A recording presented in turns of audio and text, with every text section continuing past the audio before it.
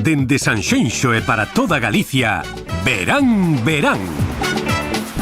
Co patrocinio de Adegas Martín Kodax, Camping Ría de Arosa e Concello de Sanxenxo. Que tal, como están? Saúdos dende o Concello de Sanxenxo. No programa desta semana recibiremos o gaiteiro Óscar Ibáñez. Co instagramer Dani Fontán aprenderemos galego a través dos contidos que ofrece nas súas redes sociais. E tamén aquí no programa recuperaremos a tradición da salga coa Asociación de Amigos das Salgadeiras de Moreiras, do Concello do Grove. E como sempre, moitísimos eventos. Estaremos no San Ramón de Bealo, no Concello de Boiro, na Romaría de Santa Baia, en Ribadumia, na Festa da Caña e a Anguía de Valga ou noutros moitos eventos. Benvidos e benvidas ao Verán Verán. Comezamos.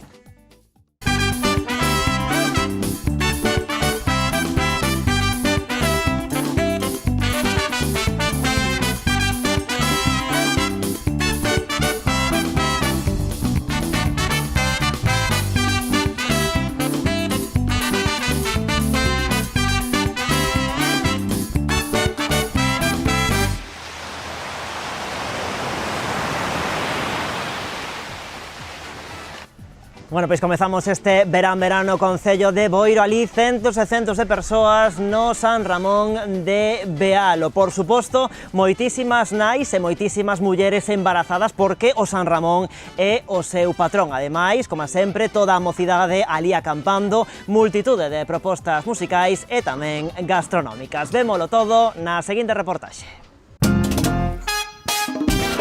¡Ay! ¡Qué rico! Moi boas, Dani, que tal, familia de Verán Verán? Aquí estamos, en Bealo, no Concello de Boiro. Mirade como está isto de xente, aquí hai un montón de xente de todos lados disfrutando das festas do San Ramón. Vamos a ver se conseguimos falar con algún dos asistentes a ver que nos poden contar das festas de San Ramón de Bealo. Cuéntame qué sientes cuando me ves. Cuéntame qué sientes cuando me besas. Dalle o santo para ver se queda embarazada. Ah, porque o San Ramón de Bealo é patrón das embarazadas. Claro, claro. Supostamente sí, pero eu non veño con ese fin. Como que non? Non veño. Pois como te sorprendo a preditor, verás. Pasalo ben, ver xente coñecida e gozar da festa e nada máis. Que veñen moitas aquí, sí, agora se lle fixe efecto ou non, eso xa non che podo dicir. Bueno, eu caché de carritos, eu penso que efecto debeu facer, Algo debeu facer, porque normalmente é moita a cantidad delas que veñen. Así que cando viñeron aquí é porque efectivamente debeu facer algo de efecto. No, a min regalaron, pero eu meniño non pedín, Meniño non pedín, no. Ai, que te rapaz, que se quedou moi... Mira como Eu está. son moi xove. Cantos anos tes? Eu 24. Eu xa fixo o meu traballo, xa teño 2. Ainda te cumpliu. Eu xa cumplín. Que tal foi o parto? Bueno, tamén, non tan ben, pero bueno. Pero bueno, foise levando, non? Foise levando, si, é verdade. Agora contenta. Moi contenta, super contenta. Somos de Vila García. De Vila García, pero coñecedes a festa, entonces? Sí, a min comentou a miña nai e dixene, bueno, pois, haberá que ir, por si acaso. Eu son de Noia. De Noia, pero soledes vir pola pinta, non? Eu a primeira vez que veño, pero está un festón. A primeira? Eu veño todos os anos desde que son pequena de todo. Todos os anos? Sí, e canto sempre. tempo levas acampando? Acampando non tantos, a ver, 6 ou así. 6 anos acampando xa? Sí, por aí. Esa é porque a festa é divertida, non? É un festón. É un festón. Porque la fiesta soy yo. É un día gigante onde se xunta un montón de xente, pasa super ben, porque aquí a todos nos encanta a festa. Xa viñanos con nosos pais, era outra clase de festa, pero bueno, viñanos comer a unha carballeira que había, traíanos a la majuana de viño e a súa cesta e viñanos comer aquí todos. Yo soy chicharrero, como dice el otro, de Tenerife. Y te digo, llevo aquí pues el 2007 viniendo y es una pasada. ¿Te gusta Y la fiesta? me encanta. No es como allá, porque allá las romerías nosotros las hacemos de otra manera. Nuestra carrocita, nuestra vaquita tirando delante y detrás, pues el merretiro, el carrocito. Y aquí, ¿qué hacen? Marcan y se queda la noche anterior. Y eso fue lo que me llamó la atención, ¿sabes? Ben, moito ambiente, a verdad que moi ben. Pero que o sei se leva varios días de festa. Sí, a xente, a ver, a xente xoven e así, a que pode vir, a que traballamos, temos que complicar un pouco máis. Suelen vir todos os anos ou... Tratamos de vir todos os anos. Esta non é a primeira camiseta. Ah, esa non é a primeira. Temos varias no armario. Pero que cantos son na peña? Hoxe estaremos a comer 20 e pico. Porque la fiesta soy yo. Como le vamos a mañán? Moi ben, a mañán aquí é cojonuda. Non fai moito sol hoxe, é unha mañán estupenda. Agora fase de comer aquí para este xente que ven comer.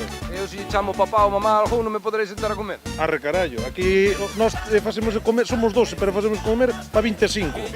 Aquí é de bueno, esa é técnica do gallego. Home, aquí, eso é, se non sobra, non chegou. Moi ben, Dani, por xa biches, aquí hai festa por todos lados, xente comendo, xente que está de acampada, xente que venga ao santuario, que venga a facer as súas ofrendas ao San Ramón, embarazadas, recientes mamás, aquí hai de todo. Nós imos seguir por aquí un ratiño e despedímonos hasta a próxima, chicos.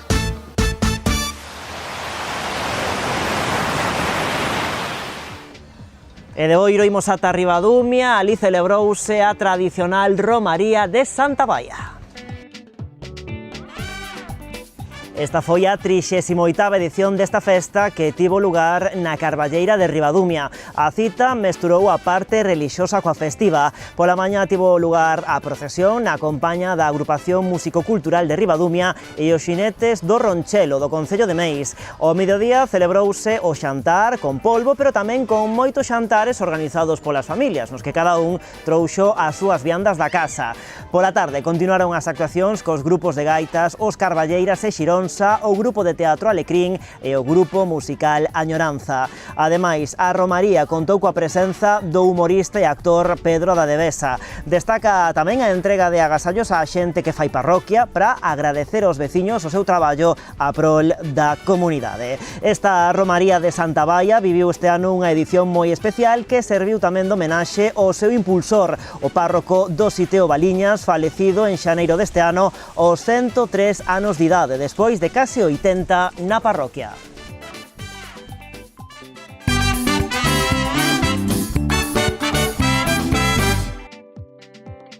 Bueno, fíxense agora nestas fermosas imaxes, son as salgadeiras de Moreiras, no Concello do Grove. Ali podemos visitar un espazo moi singular, dunha gran beleza, pero sobre todo de gran valor histórico e patrimonial. Neste lugar podemos aprender o proceso de salgadura do peixe, tal e como se facía a finais do século XVIII e tamén durante todo o século XIX. É unha tradición que de seguro moitos de vostedes aínda lembrarán porque fíxose ata os anos 40 ou 50. Nestas salgadeiras recréase ese método de conservación da sardiña en salmoira seguindo o sistema catalán. Aquí podemos ver ferramentas para a fabricación de tonéis ou todo o que facía falta procurado, estivado e prensado da sardiña.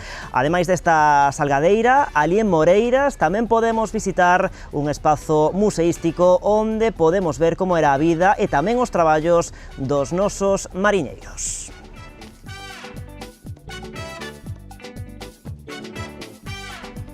E para falar de todo iso, de aqueles tempos nos que as nosas rías arrecendían a sardiña, recibimos aquí no Verán Verán a Asociación de Amigos das Salgadeiras de Moreiras. Miguel Ángel Pérez é o seu presidente e José Luis Escalante, un dos vogais desta asociación. Que tal? Moi boas. Benvidos os dous ao Verán Verán e damoslle tamén a benvida ao colectivo que representades hoxe aquí. Antes de nada, eu quería preguntarvos pois un pouquiño como nace esta Asociación de Amigos das Salgadeiras, un pouquiño en que momento xurde e como ven sendo o voso traballo dende aquela. Comezamos contigo, Miguel. Ben, este colectivo nace aproximadamente fai 15 anos e un pouco pola necesidade de axudar no que era a dinamización e a posta en valor deste espacio museístico, non? Foron anos todos estes pois dun traballo intenso e sobre todo de procurar unha colección importante que recrea perfectamente todo o que é a vida do mundo mariñeiro, pero había que facelo vivo tamén, e isto conseguimos a través de múltiples actividades, e entre elas esta da que vamos a falar hoxe, que probablemente sexa a máis representativa do que era este espacio de 200 anos, que era, en resumen, o produto do que era a salazón deste peixe que digamos que de algún xeito inundou toda España, porque foi moi importante e formou parte da nosa alimentación. O que decía ao principio, de cando toda a nosa costa recendía a sardiña, como agora recende tamén aquí o verán a sardiña, seguramente os máis novos non saben moi ben do que estamos a falar, porque xo decía agora, non? Deixouse de facer en torno a mediados do século XX esta técnica. Contanos un pouquiño pois ese proceso, non? Dende o século XVIII foi caendo en desuso, e máis ou menos non foi a mediados do século XX cando xa se deixou de facer tal como facedes agora na asociación, non? Exacto, é un período de 200 anos que vai aproximadamente, como decías, do 1750 a 1950, e bueno, a súa morte era pouco menos que anunciada, porque isto, ao fin e ao cabo, non é máis que un método de conservación, e neses anos, pois, bueno, había xa outros métodos, como podía ser a conserva en lata, a conserva hermética, que puxaban moi forte, aparte como doutros, como conxelación e demais. E bueno, isto tamén tiña o hándicap, que non se fala moito delo, pero bueno, o recordan prácticamente os médicos a cotío, e é que as dificultades que trae o sal normalmente, entonces foi caendo en desuso ata prácticamente desaparecer. O que pretendemos precisamente agora é que algo que formou parte da nosa historia, nun lugar además como Grove, pero bueno, isto sucedía en boa parte da costa galega, pero o Grove singularmente é mariñeiro hasta a médula, pois que non se perda.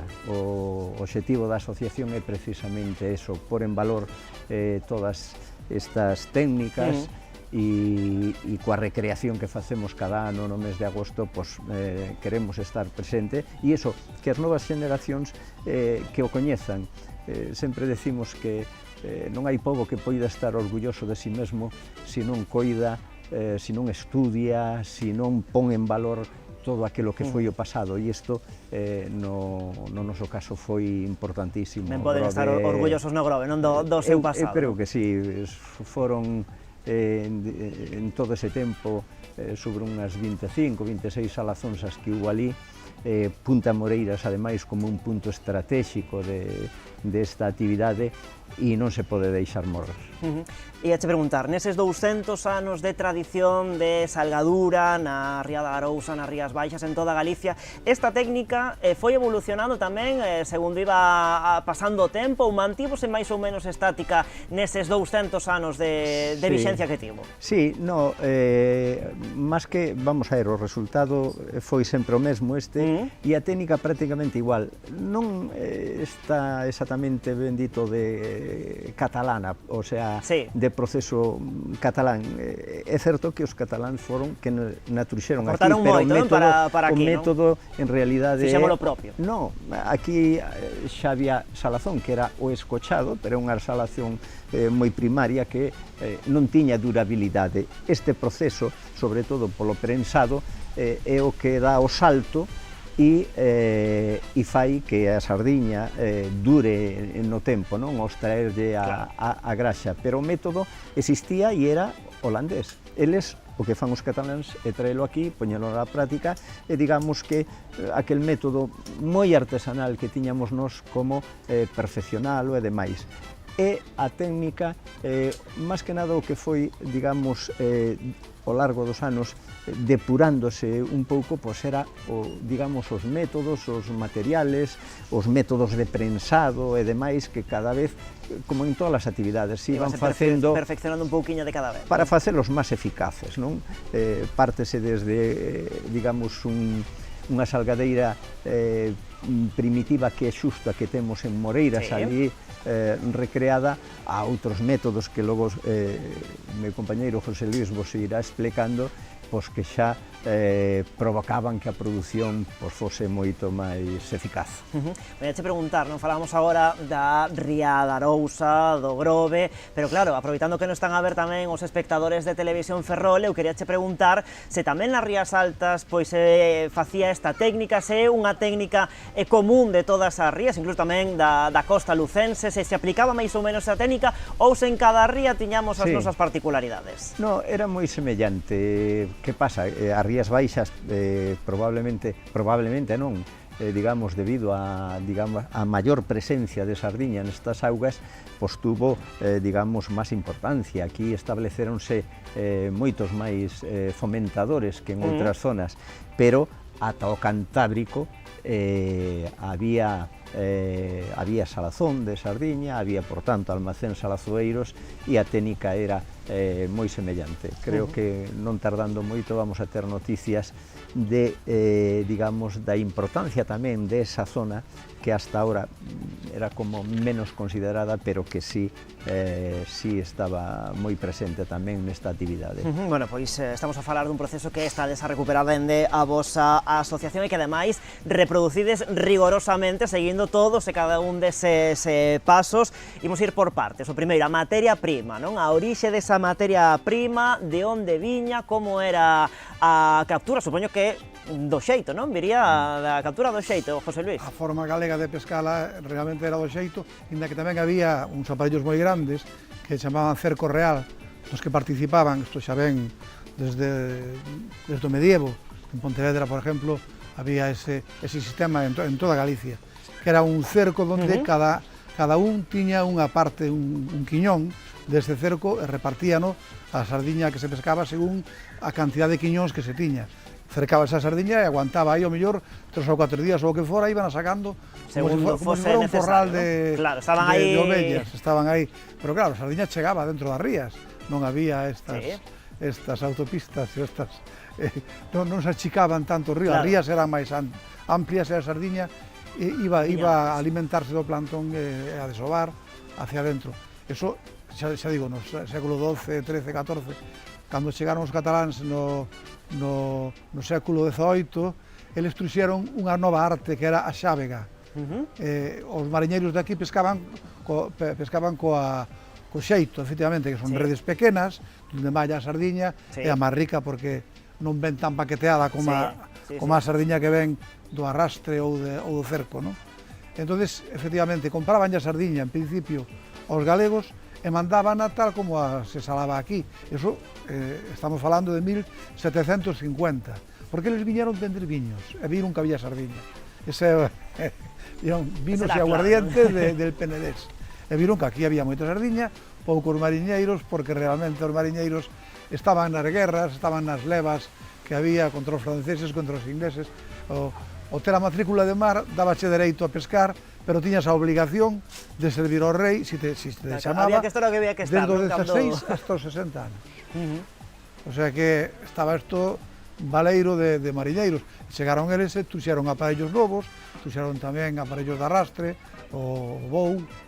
Entón, bueno, que hubo problemas con eses aparellos, moitos problemas, os mismos ilustrados, Cornide e outros ilustrados, o Fray Martín Sarmiento, opuxéronse a esa entrada, a ese novo sistema, porque realmente, cando se deron conta do que había aquí, inda que eles non viñan en plan grandes industriales, sino que eran toneleiros, vinateros, mariñeiros, pero tiñan conocimientos.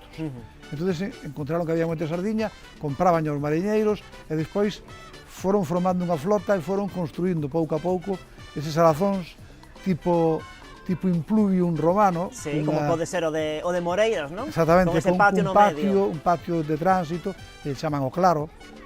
A outra parte é a chanca, onde se meten a salar, e a outra parte é o morto, onde se meten a prensar. Pois estaba o alfolí, onde se guardaba o sal, e a carpintería que se facían, estes tabales fabricábanse ali, excepto os aros que os facía o señor Manuel Barros aquí.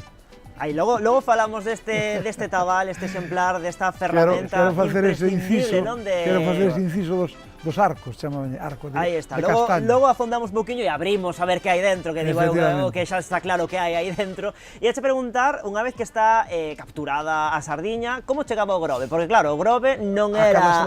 Cada salazón poñía de noite, por exemplo, un candil, ou de día unha bandeira, compro.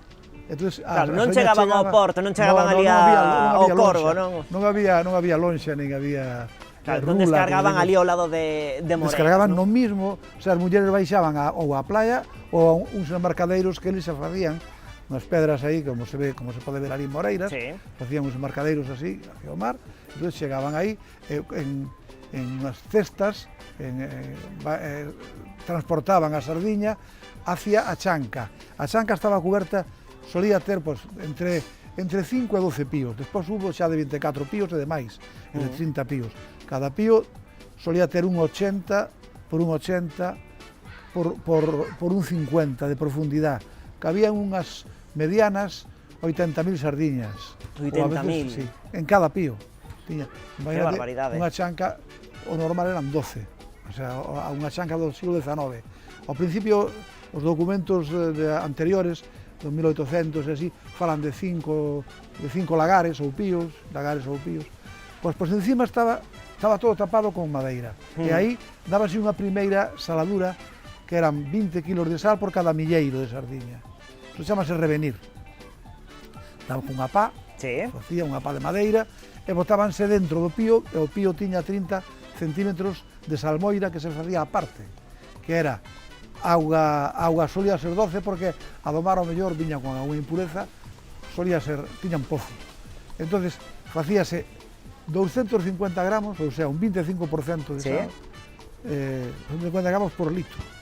Eso era unha salmoira, xa moi ben saturada. Eso poñíase no fondo para que a sardiña ao cair non se estropeara, non batera contra a pedra. Despois íbanse enchendo de sardiña, poñíase unha tabla ao lado e íbase metendo salmoira pola tabla para que a salmoira discurrira desde abaixo e non estropeara a sardiña de arriba. A ver, que quería decir algo Miguel tamén. No, quería en toda esta parte, digamos, destacar o papel das mulleres, non? Claro, sí. Ben decía José Luis o traballo que facían e que iniciaban elas coa propia descarga do peixe, que se tiñan que meter ao mar. En todas as salazóns teñen unha rampa que te levas ao mar, aí se acercaban as dornas e xa cargaban as cestas á cabeza de sardiña e logo as transportaban adentro da salazón da salgadeira, e aí o proceso era todo prácticamente de man de obra femenina. Nunha salazón como a de Moreiras podían traballar aproximadamente unhas 40 personas, o 90% eran mulleres. E bueno, naqueles anos, nas condicións que había, traballo penosísimo, paupérrimo, con salarios paupérrimos, e por iso que he de destacar o papel que elas tuveron aí, que era, digamos, unha parte moi importante da economía familiar, pero a costa de unhas condicións de traballo durísimas. E que mellor homenaxe agora, non, que esas fotografías que tedes ali en Moreiras, onde se poden ver, non, a algunhas desas mulleres que traballaban, non, nesas condicións, pois que mellor homenaxe que lembraras agora todos os que nos podemos achegar ata ali, pois con esas fotografías que tedes ali, non? Se vos parece, pois abrimos xa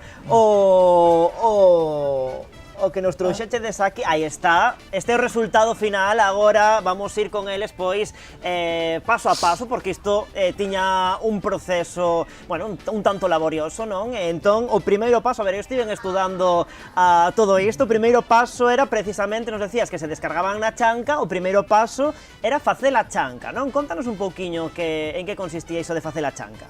Como xa fixe... Era o que nos estabas comentando, vale, vale. Pódese puntualizar máis, se queres. As mulleres, efectivamente, eran as que facían todo este traballo, inda que, por exemplo, o home era o que andaba coa pá revenindo, eran os que facían os tabales, que eran 4 ou 5 homes nada máis, e 2 ou 3 aprendices, 2 ou 3 chavales. O resto eran todo mulleres que eran as que estibaban, as que facían todo o traballo, eran elas. Bueno, o asunto é que se metían dentro do lagar, deses 12 lagares que vamos a supoñer, digo 12, porque son os que teñen o noso salazón de Moreiras, claro, sí, sí. Entonces metíanse aí dentro e permanecían aí tapadas con sal por riba, con sal que a veces, para aproveitar o sal, que era moi caro, o sal estaba moi gravado. Reutilizábase varias veces? Ou... No, para a salmoira non, porque collía os abordos aí, eso non interesaba. O que sí se usaba era para mezclar un pouco, para facerlle peso. O sea, cando xa estaba todo o lagar cheo, ou xa non había máis sardiña que comprar, non se pescara máis sardiña, ao mellor quedaba mediado o lagar, non se chía de todo. Bueno, pois, de 80.000, pois eran 40.000. Botábase sal en riba para que afundiran, que non quedaran, que non lle dera o aire. Vale, que quedasen aí cubertas. Non se podía comer, porque se chegaba un cacho de pan, estropeábase todo. Claro, efectivamente.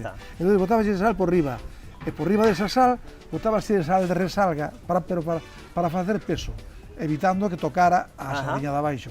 E se aínda a sardiña tiña moita grasa, como agora en este tempo que ven, outubro, porque pescaban desde abril, desde junio, vamos a poñer, empezaban a pescar, en abril empezaban a prepararse, empezaban a pescar en xunio, pero hasta as navidades, porque a grasa era moi importante.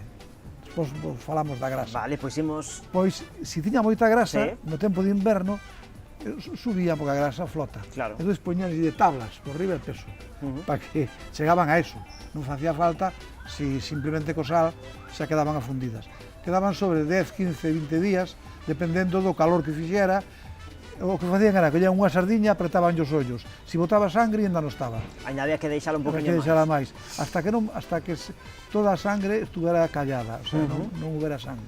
Entonces, dai iban a sacando con trueiro, e as mulleres trasladaban outra vez, e había outras mulleres debaixo das barras da prensa, do muerto, o muerto é todo enlousado, todo que é a pedra, eso é o morto. Ese traslado sería cargalo morto? Sí, cargalo morto. É cargalo morto.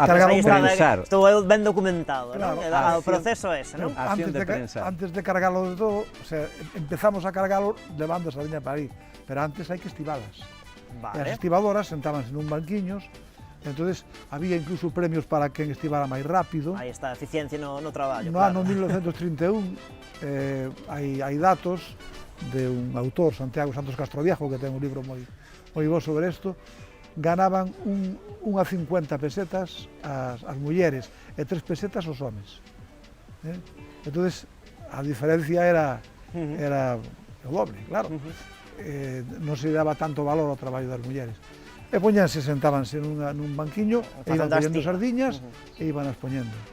Nunha primeira época, as sardiñas metíanse nunhas varillas, así escollíanse, facíase unhas colleitas de 25 en 25, collíase grandes, pequenas, íbanse separando, cada vara destas, cada varilla, dábase un pequeno enxague para sacar o sal de riba, simplemente.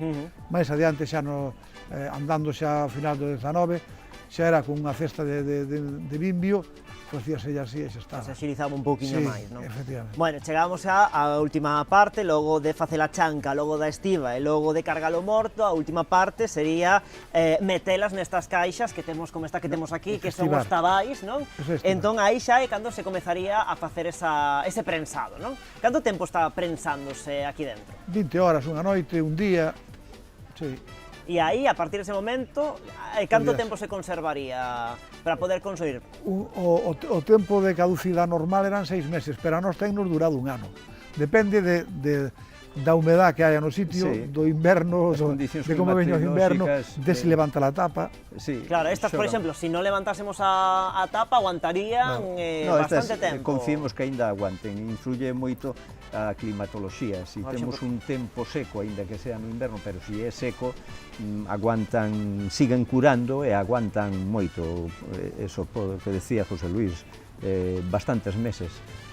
Pero bueno, un mínimo de 6. Hai que pensar que isto, aparte de mandalo a todo o país, isto iba a ultramar. Isto metíase en barcos e solo a travesía podía durar naqueles anos mes e medio ou cerca de 2 meses, non? E logo ainda había que chegar alá e consumilas.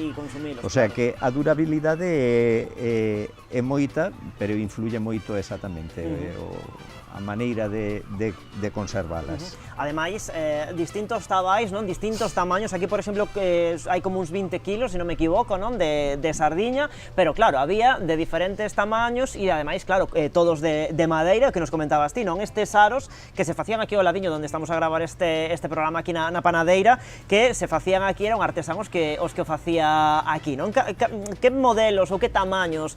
Porque supoño que habría un pequeno, un mediano e un grande, máis ou menos, ou como era? Dos cascos. Sí. En xeral chamábanse cascos. Entonces, ao principio facíanse pipas, que eran unha pipa catalana, chamábase, tiña 550 litros de capacidad, o sea, había igual 20.000 sardiñas aí metidas dentro. Enorme, claro. Contábase por milleiros as sardiñas, non? Bueno, entonces, despois, por manexabilidade, iso por barcos era bo porque iba rodeando como o viño. Claro, é cómodo, metíalo aí e listo, non? Metíase no barco.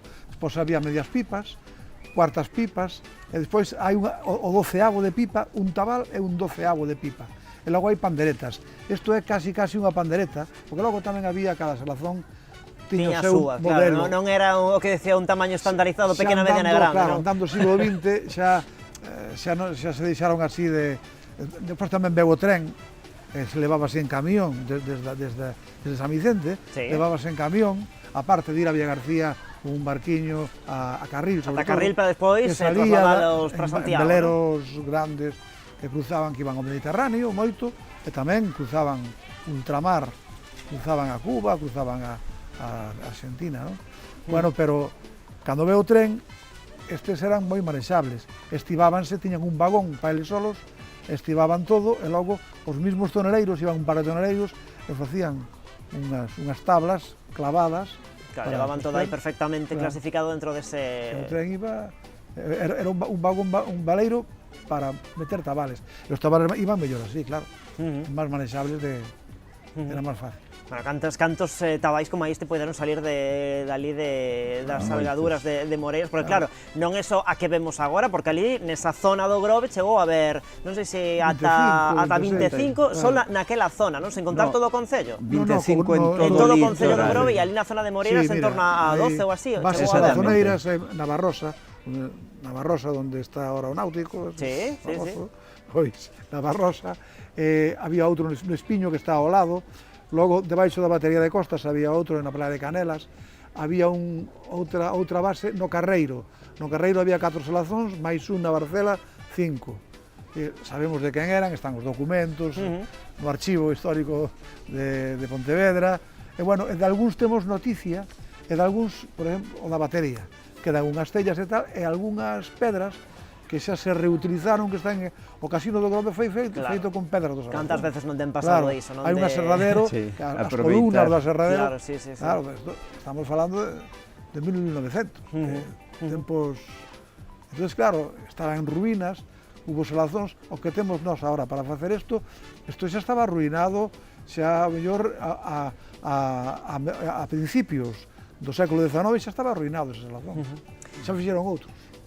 Bueno, todas estas preguntas, que ademais acabo de faceros moitas preguntas, porque claro, para os que non vivimos isto ou para os que non estamos tan en contacto con isto, xa vedes que cera xertas dúbidas e todo o proceso, non, para acordarnos de como iba antes, se era antes a estiba ou antes a chanca, bueno, un pouco de lío que nos facemos os que non estamos en contacto con todo isto, pero precisamente para persoas como a min que non temos moito coñecemento nisto, están as actividades que desenvolvedes dende a Asociación de Amigos. Dicíades antes, Miguel, a importancia de todo o que facedes durante o mes de agosto, onde precisamente recreades paso a paso, fielmente, todo o que era este proceso, non? Sí, bueno, no mes de agosto concretamente nos dedicamos a este proceso, ao que é a salgadura, non? Que é o que decía antes, probablemente, digamos, a parte que máis chama a atención, e iso é o feito polo que estamos hoxe aquí. Pero, bueno, hai outras actividades e outras funcións, non? O que decíamos ao principio, que é valorizar todo aquele espacio. Ademais da salgadeira, temos o edificio principal, que é onde está a parte expositiva do museo, e é funcionosa tamén buscar permanentemente pezas novas para expor ali, non? Outros programas, como pode ser a Memoria do Noso Mar, que estamos desarrollando agora, e aínda que este é un programa, digamos, non periódico como este, pero sí para levar durante uns cuantos meses todavía, porque o que se pretende é, a través de distintas mesas e con persoas expertas en cada tema, pois facer un recordatorio de todas aquelas artes de pesca que funcionaron nos portos do Grove. As que funcionaron e algunhas novas que temos agora, non? Como poden ser as relacionadas coa aquicultura, e así nesas mesas tratamos dende o enmalle, dende as nasas, dende as técnicas da liña e o cordel, os cultivos mariños en todas as súas, digamos, modalidades. E este é un traballo que vai a levar varios meses porque además precisa mobilizar a moita xente, localizar a persoas que nos recorden o de outras épocas e a persoas que estén na actividade a día de hoxe e contrastar e demais, e con un obxectivo principal que é con todo elo facer un documento como calquera actividade das que levamos a cabo na asociación, un documento que eso pase a formar parte do fondo documental do propio museo, non? Pois primeiro, para que todo eso non se perda, o mesmo que facemos con isto, e segundo, pois para, bueno, que todo quede registrado e que seguro que no futuro habrá persoas interesadas nelo e que teñan aí unha fonte de consulta. Que boten man diso, non? Exactamente. E, bueno, amén de outras, ahora mesmo estamos valorando de cara aos próximos meses facer algún taller, estamos ahora aí vendo como montar un sobre cestería, que é outra parte importante. Sí, tamén moi vinculada ao mundo do mar, claro, xa decía antes José Luis, non? José Luis, que as patelas famosas, bueno, múltiples variedades de cestos que existen, que por unha parte permítenos mostrar ese oficio, un oficio non desaparecido, pero casi. Quedan pouquiños, non? Cesteiros en Galicia. Exactamente, e será unha posibilidad para mostrarle aos interesados e sobre todo aos nenos, non? E por outra parte tamén nos permite facer pezas novas que incorporar o propio museo, non? E estas son algunhas das actividades que levamos a cabo e quero aproveitar e é que para que nos vexe algún interesado que poida, digamos, que entenda que pode ter algo que contribuya a esta labor nosa, pois que, bueno, que estaríamos encantados de recibilo, porque aquí o objetivo é que aportemos todos para facer crecer aquelo. E a te preguntar, non, con todas estas actividades que facedes ali nas algadeiras, con estas xornadas da memoria do noso mar, esa actividade da reproducción de como se facía este proceso tamén de recompilación de pezas, tamén de información, un poquinho como é a resposta da xente, o feedback que se soe dicir agora, non? Esa implicación da xente, a asistencia ás conferencias, a contactar con vos, oi, eu teño un documento que quizáis vos pode servir porque atopei no fallado e pode ser que nos dé información sobre un barco, bueno, como é un poquinho? Bueno, por eso facía ahora este chamamento, precisamente, porque sempre hai alguén que ten algo que en algún momento, por non saber que facer con elo, exactamente, non ten unha referencia. Eu simplemente dicirlle que estaríamos encantados que o mellor sitio para elo é precisamente un museo, por canto vai a contribuir a espallar, digamos, ou ben ese documento ou calquer peza que a poidamos disfrutar todos, non? E que ese coñecemento, sobre todo, do que pasou, pois que quede ali reflexado. Ese é o obxectivo principal do colectivo e, bueno, con respecto á asistencia, digamos, a este tipo de actos, sempre é mellorable.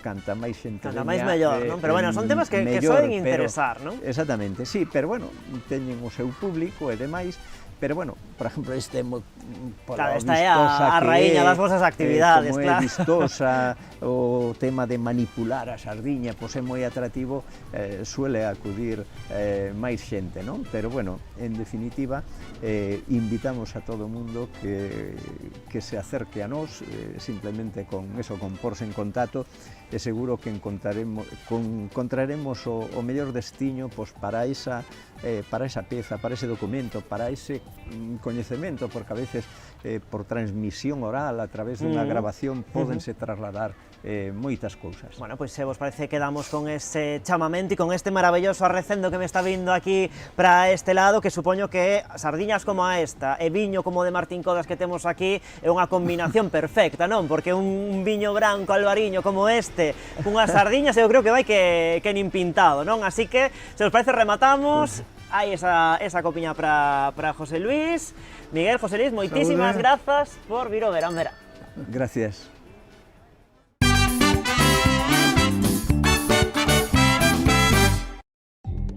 Dende Sanxenxo e para toda Galicia, Verán Verán. Co patrocinio de Adegas Martín Codax, Camping Ría de Arosa e Concello de Sanxenxo.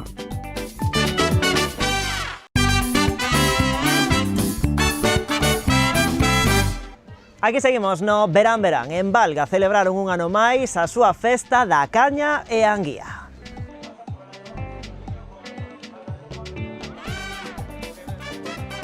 O municipio acolleu a 34ª edición da Festa da Anguía e a Mostra da Caña do País, un evento declarado de interese turístico de Galicia. Ademais da parte gastronómica, catas ou destilados, a festa incluiu tamén actividades infantís ou música con grupos tradicionais e tamén orquestras. Pero, por suposto, o evento serve para recoñecer as mellores elaboracións. Este ano, o concurso tradicional da caña presentáronse 33 propostas. Na categoría de branca, os 500 euros do premio levounos Francisco Santiago de Senín. Como segundo quedou Pablo Quintáns da parroquia de Baño. En herbas, o gañador foi José Manuel Rodríguez de Coto, que tamén levou o segundo premio na categoría de tostada.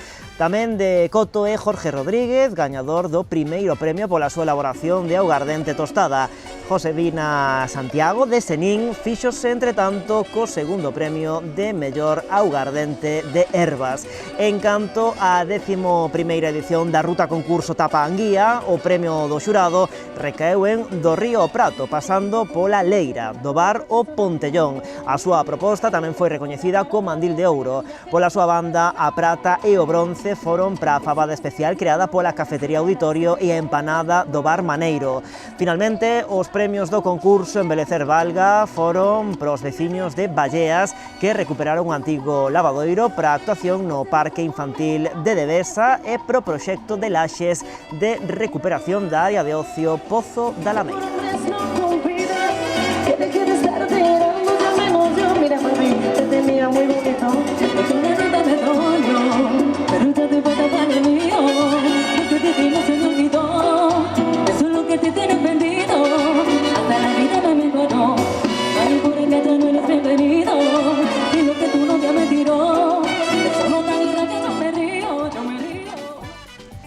E imos agora ata un lugar onde a música nunca para, é o Náutico de San Vicente.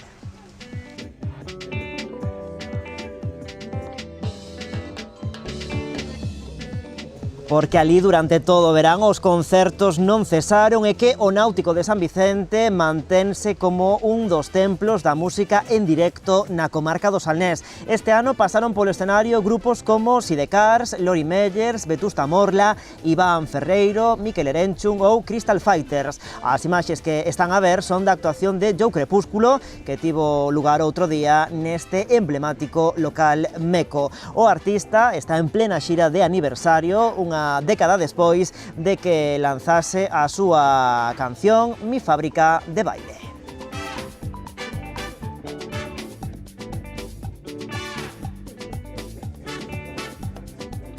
Estamos xa na recra final deste Verán Verán, no que tivemos moitísimas propostas de lecer, moitísima música, pero ollo, tamén moita cultura.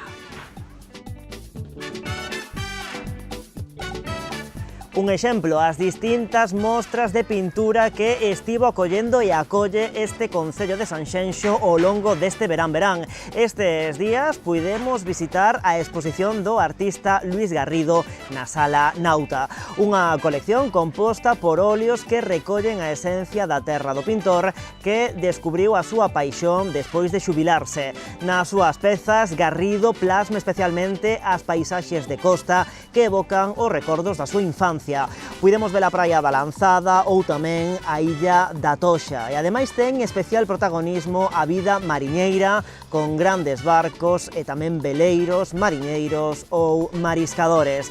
Toda unha homenaxe á súa terra a que nós tamén nos queremos sumar hoxe dende aquí. Este, como lles digo, é só un exemplo das distintas exposicións que foi acollendo este Concello de Sanxenxo ao longo deste verán, sumando a estas propostas a súa actividade de lecer e turística.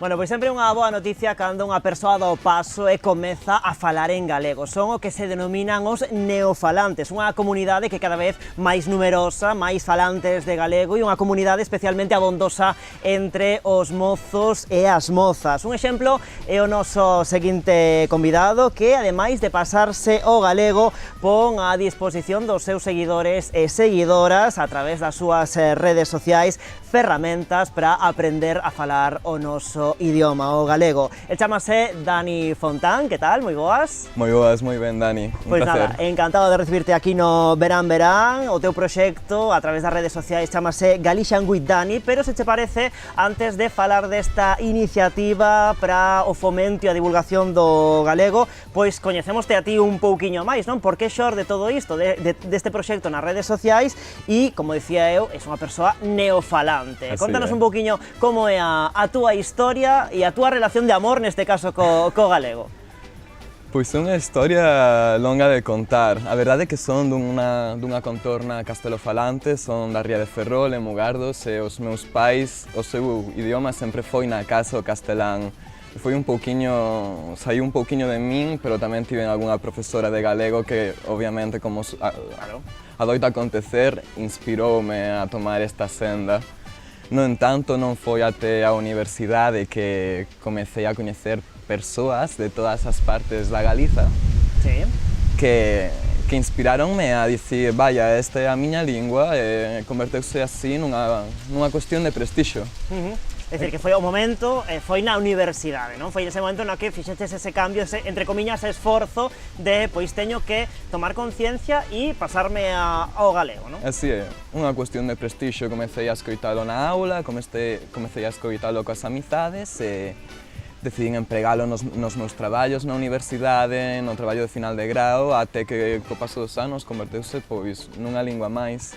Bueno, os que nos están a ver, ademais de Canas Rías Baixas e tamén Televigos, que nos están a ver a través da televisión de Ferrol, saberán pois cal é a realidade lingüística, non, da comarca de Ferrolterra, que é un pouquiño diferente ao que vimos aquí na nosa contorna, na zona do Salnés de Pontevedra, porque ali quen manda é o castelán, e claro, quen dá o paso, non? Especialmente un mozo, unha moza que dá o paso e pasa a falar en galego, pois moitas veces a xente se sorprende. Supoño que a ti tamén che pasou, como a min, que xa saben os espectadores, que tamén son da zona de Ferrolterra, esa pregunta que se nos fai cada certo tempo de por que hablas en gallego? Non sei se a ti tamén che pasou. Aconteceme todos os días, a verdade. Eu no instituto, pois é un pouco estereotipo, non? Pero dicía que non o facía por vergoña, basicamente. Entón caín nese estereotipo e foi a raíz de escoitar tantas veces que o peor galego é o galego que non se fala, que animaste, pero si, esa é a realidade da zona na que vivo, é bastante castelán parlante. Bueno, e sendo unha lingua que non dominabas, non? Como era ata ese momento no que decides facer ese cambio, como foi para ti, non? Ese proceso de aprendizaxe, intentar falar o galego do xeito máis correcto posible. Como foi esa transición, podemos dicir? Moi lento.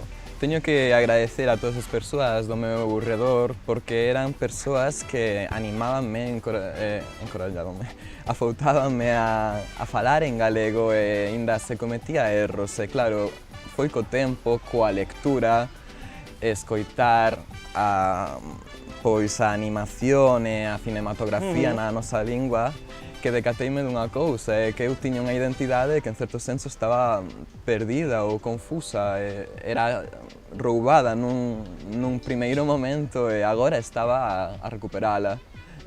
Foi unha sensación moi bonita. Claro, pero ferramentas como que ti agora faz, por exemplo, nas redes sociais, non sei se atopabas algún formato parecido naquel momento. Obviamente, tiña aí a Santa Ester do Digo Cho Eu, que tanto fixo polo galego, non? Exacto, eu comecei tamén vendo os seus vídeos e dixen, pero que tería que estar tomando notas, e ao final foi un pouquiño tamén vendo a ela e outras creadoras e creadores de contido que dixen, isto ten o seu valor e temos que defendelo somente falando, nada. Decateime de que tiñamos unha cultura, un folclore, e dixen, quero aprender máis e todavía estou aprendendo, todavía cometo erros. Claro que sí, bueno, esta é, digamos, a primeira parte, digamos, da túa historia. A segunda é cando comezas a crear eses contidos os que estaba eu a falar a través das redes sociais que nos levan ata Finlandia, porque foi ali, non, cando marchas a vivir a Finlandia, cando, pues era un pouquiño tamén cuestión da distancia que había de por medio, cando comezas a facer estes contidos nas redes sociais, non?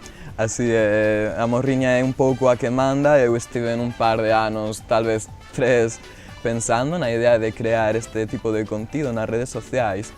No entanto, até que non fixen as maletas, non creei a conta no Instagram, que foi así como comecei. E pouquiño a pouquiño, comezou como un pasatempo na Finlandia, mentres eu traballaba ali, que foron 4 meseciños, pero mentres eu estaba traballando, foi que comecei coa actividade, ao comezo soamente, pois, non facía vídeos, facía únicamente publicacións, bastante sinxeliñas, nada do especial, pero a acollida foi tan boa dende o comezo que afouteime e tirei para adiante. Claro, se preguntaron a resposta da xente, ou cando ti decides precisamente poñer en marcha este proxecto de divulgación, era porque detectabas ou tiñas comentarios de xente que che dicía, joder, pois a mí me gustaría tamén aprender, ser capaz de falar en galego con fluidez, non? Foi unha cousa moi bonitiña. Dende o comezo de Cotío, a xente escribíame para dicirme o que significaba a miña conta, dicirme que estaba a facer algo que non estaba facendo ninguén, contábame as súas historias persoais de acoso escolar por falar galego, contábame como por amor mudáronse dende Suecia aquí para estar co seu mozo ou co súa moza, o desexo de goiro que tiñan de falar galego e como lles axudaba a ter unha ferramenta como a miña. E claro,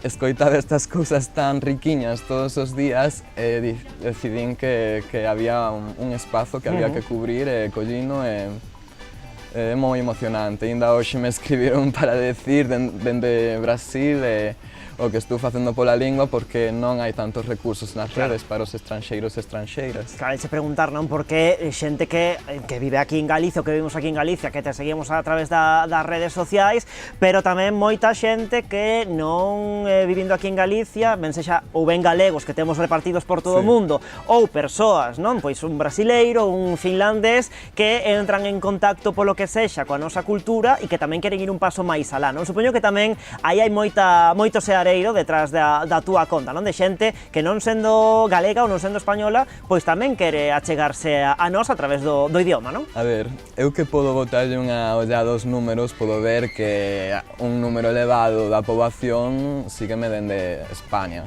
Claro. Entón, non podo dicir canto nos seguen dende o noso país, dende Galiza, quero dicir, pero eu vexo quen me sigue, entón podo dicir que moitísima xente sígueme dende a Galiza.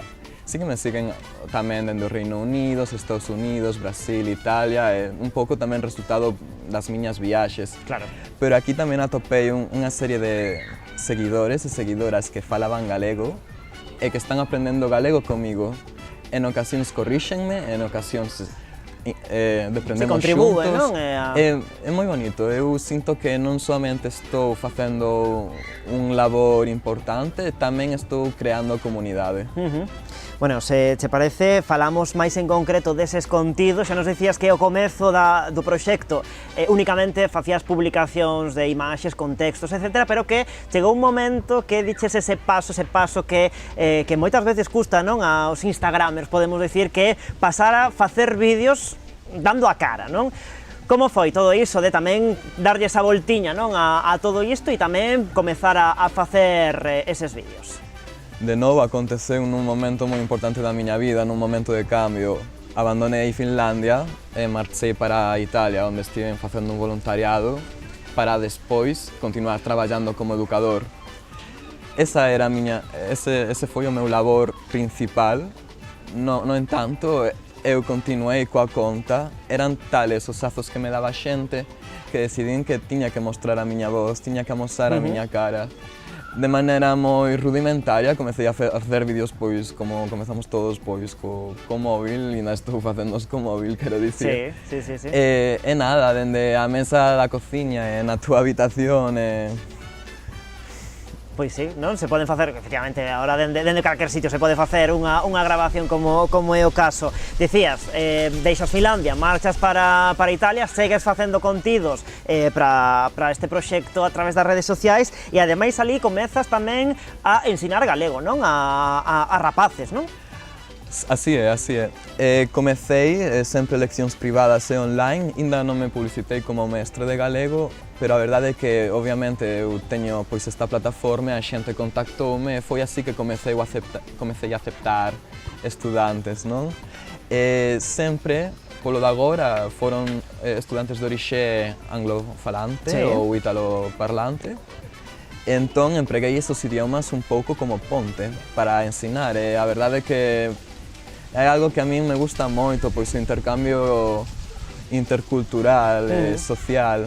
E foi así que comecei, sí.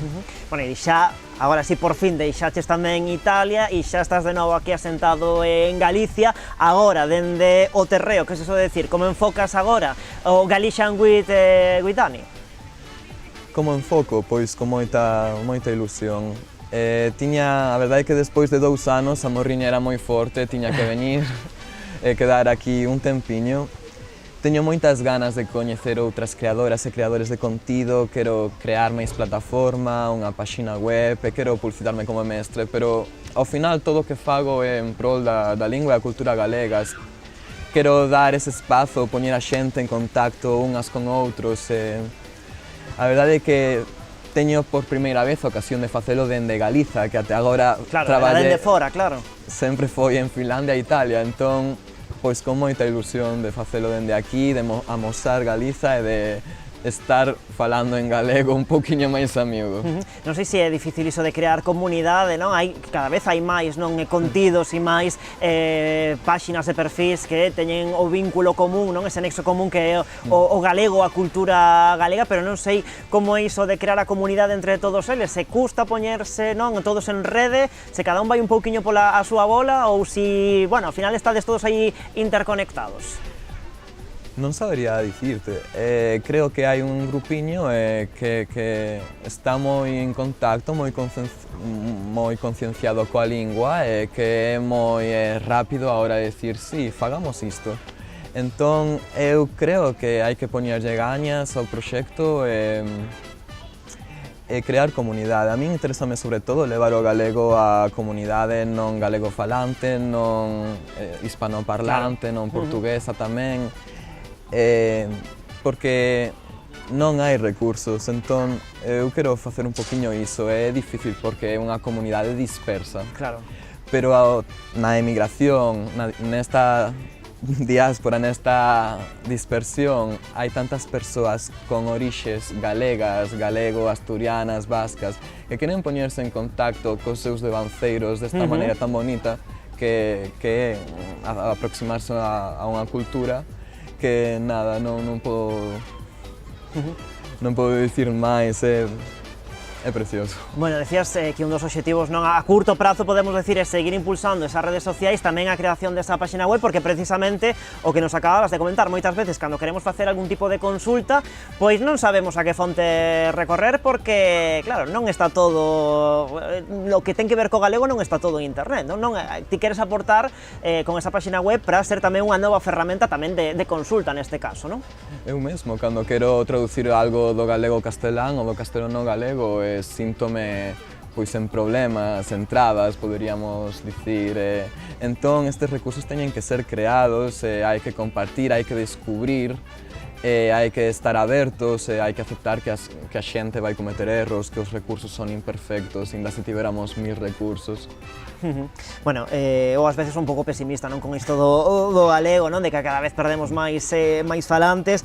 Non sei ti como ves, se ainda estamos a tempo de darlle a volta a todo isto, si tamén eres así un pouco pesimista como son eu, que non merece a pena velo dende esta óptica, senón que hai que velo dende o lado contrario, en vez de asumilo con resignación, dar o paso como das ti, tamén facer cousas a prol do galego.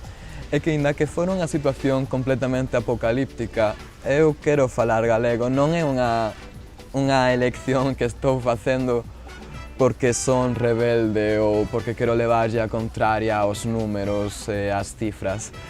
eu quero falar galego porque me gusta, porque me pon en contacto coa miña nai, co quen era ela e os meus avós e a miña terra. Eu, cando estou aprendendo unha expresión, estou aprendendo tamén o que hai detrás desa expresión, estou aprendendo de onde veño falando galego. E un papel moi importante para ese escenario non apocalíptico é o papel dos neofalantes, non? Como é o caso, que son realmente dentro do sistema, é unha peza fundamental para a supervivencia do idioma, non? Así é, eu pensei que claro, é bonito ser galego e comezar a falar galego, pero tamén son neofalantes as persoas que non teñen ninguna conexión co galego ou coa Galiza, pero queren aprender a nosa lingua, aprender a nosa cultura. Entón, sí, é unha comunidade moi importante que debería estar moito máis conectada e nada, eu encantado do rol que estou tomando nisto. E como ves o tema da rapazada dos nenos e das nenas, por exemplo, aquí nesta zona da comarca do Salnés, onde se fala máis galego que na zona de Ferrolterra, pero que cada vez, a tele moitas veces imos a gravar a coles, reportaxe e tal, vemos como cada vez os nenos e as nenas, tamén aquí nesta zona tradicionalmente galego falante, deixan de falar o galego, e moitas veces tamén vexo a nais e pais que falan en galego porque siguen falando en galego, pero que se dirixen aos nenos en castelán. Seguimos a ter aínda moito prexuízo, non? En canto ao idioma. Prexuízos interiorizados que non deberían de estar aí. Temos todos que facer, todos e todas, un traballo individual para superar estes prexuízos e non leválos á nosa descendencia. É un pouco complicado. Aquí no Salnés dicidesme que falades máis galego. Eu veño de onde veño eu a verdade é que escoito tanta rapazada falar castelán que estou bastante habituado. Claro. Pero non podo pensar, xa está todo perdido, porque non tería sentido. Eu creo que o que temos que facer é cambiar o sistema dende a educación, pero tamén dende a casa. Claro, tamén che ia preguntar, non, para cambiar tamén todo iso, a importancia, por exemplo, da cultura, da música, da literatura, por suposto, e tamén, por exemplo, ti comentaba ao principio da entrevista, o mundo do audiovisual, non? Canto ben non fixeron as series en galego, ou, por exemplo, agora, a través das plataformas, series que podemos ver en versión original, pero que poñen os subtítulos tamén en galego, non? Que ferramentas máis importantes tamén, que tamén contribúen a todo isto, non? E tamén a dobraxe é moi importante, é un sector moi castigado. Eu comecei, por exemplo, fai un par de anos, creo que xa fai un par de anos, a serie dos Anéis do Poder, porque estaba en galego. A min non me gusta o Señor dos Anéis. Eu lín o Hobbit 10 anos atrás e non vin as películas, non pude, non fun capaz. No entanto, sí comecei a ver esta serie porque estaba en galego, porque me enamorou a dobraxe, porque vaites, é fundamental para que se produza esta transición, para que os nenos e nenas falen galego, tienen tamén que escoitalo na tele, é fundamental. Bueno, pois en galego, como sempre aquí en Canal Rías Baixas tamén no Verán. Foi un placer, Dani, ter esta conversa en galego, por suposto, contigo. Se te parece, rematamos brindando pola nosa lingua, cos nosos amigos de Martín Kodax. Así que nada, moitísimas grazas. Grazas a ti.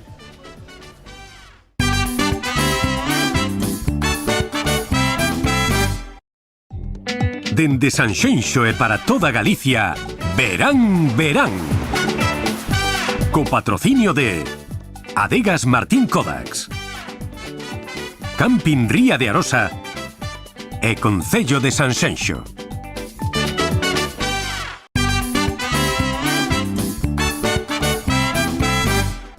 Aquí estamos de volta no Verán, imos de contado coa nosa axenda de eventos pros vindeiros días e, se lles parece, comezamos en Vilaxoán co Festival Revenidas. Viño de bailar, viño de bailar, viño de bailar morena, viño de bailar, viño de bailar morena, viño de bailar. A localidade acollerá multitude de actuacións musicais e tamén eventos circenses ao longo de 4 xornadas. O festival vaise celebrar entre o xoves 12 e o domingo 15 deste mes de setembro na zona do Porto. Do xoves destacamos os concertos de Daqui da Ría, Lendacaries Muertos ou Muchachito Bombo Infierno. O venres soben ao escenario La Pegatina, Fillas de Casandra, Lontreira ou Miss Bolivia. Sábado 14, quenda para as Tranxugueiras, Derrapans, Guadi Galego galego ou Catuxa Salón. Outro dos grandes momentos que nos agardan no Revenidas é a súa sardiñada o domingo ao mediodía no Parque de Dona Concha, que inclúe tamén música cos Terribles Larousa, Uxía Lambona e a Banda Molona ou Mecánica Rolling Band. Pola tarde, nesa mesma localización, Camaño e Ameixeiras e estes que estamos a ver de Ninjures. Ademais, o festival inclúe tamén a gala de circo domingo pola tarde con Peter Pan, Cris Collazo ou Alfredo Pérez Muiño ou tamén, por exemplo, o Mago Noel.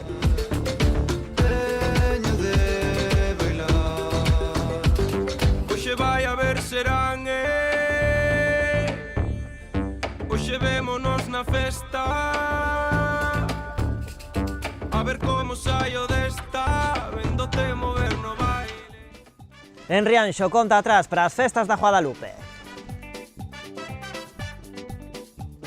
Van ter lugar do 13 ao 20 deste mes de setembro, son as festas, xa saben, declaradas de interese turístico de Galicia. Arrancan o venres día 13 coa lectura do pregón e o chupinazo. Outro dos días a destacar é o luns 16, que é o día das Guadalupeñas. O xoves terá lugar o feirón mariñeiro e o venres 20 a tradicional cantada da Rianxeira ás 2 da madrugada, xa saben, coas bengalas. Todo isto, por suposto, cunha chea de orquestras animando todos os días a Guadalupe, entre elas Cubo, Los Players, Finisterre, Cinema ou a Gran Parada. Na noite na que se vai cantar a Rianxeira, os encargados deste ritual serán o grupo Mar da Arousa, Saudade e a Charleston Big Band. E atención porque houbo cambio de data no Folk do Alore. A romaxe urbana ia celebrarse o pasado 1 de setembro, pero as malas previsións meteorolóxicas levaron a organización a trasladar este evento o vindeiro 29 deste mes de setembro. Iso sí, o que non muda é a localización, vai ser no Parque Enrique Valdés Bermejo de Vilagarcía. Os actos van comezar, tal como estaban previstos, ás 11 da mañá, co espectáculo ritual das penas do Alobre. Durante a sesión vermú, a actuación da tropa de trapo e logo o xantar. E pola tarde, obradoiros para cantar e bailar e dende as 6 os concertos. Estarán por ali a Asociación Nos de Sobradelo, os Carunchos, os da Baixo e estes que estamos a ver, Bailai Malditos.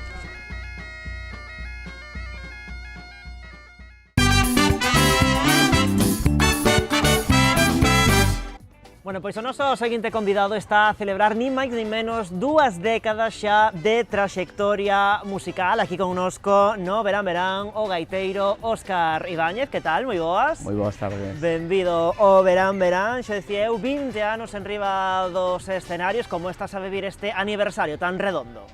Pois a verdade é que con moitísimo entusiasmo, ademais da efeméride, por así decirlo, especial, pois está sendo un verán con moitos concertos e non só en Galicia, sino fora tamén, e entonces, pois bueno, pois a verdade que moi emocionado por todos os acontecementos e por facelo tamén pois rodeado dunha banda magnífica e ben numerosa. Pero dices 2 décadas nos escenarios, pero son 40 anos coa gaita ao lombo. Claro, que xa é, a cousa xa ven incluso xa dende ben perquerrecho, creo que con 7, 8 anos comezaste xa, non? Con isto da música, non? Na altura do 84, máis ou menos, pois aí comezaba as primeiras notas na gaita e tamén no baile, non? Sempre un pouco a par as dúas cousas, inda que, bueno, despois profesionalicei unha trayectoria máis pola parte musical, non? Xa nos falabas ti agora desa banda que te acompaña nos concertos, non desa tribo. Contanos un pouquiño como é esa tribo que acompaña a Óscar Ibáñez pois nesas actuacións. Bueno, pois unha tribo que foi mudando tamén no tempo, non? Imaginas, desde estes 20 anos, pois bueno, pois inda que teño músicos moi fieis que me acompañan desde fai moitos anos, pois bueno, o proxecto comezou pois nun quinteto, acordeón, comigo que facía gaita e frauta, un guitarrista, baixo, percusión, e isto foi mudando, poderíamos marcar esa primeira etapa de inicio ao redor do xa na altura de 2010, 2011 por aí, pois xa incorporamos violín, a banda, e máis ou menos en 2017 coa publicación de Aires de Pontevedra, ese homenaxe ao mestre Ricardo Portela, pois plantexei un verán donde esta banda se lle sumaron pois gaiteiros, bailaríns, outros instrumentos como o xilófono tamén.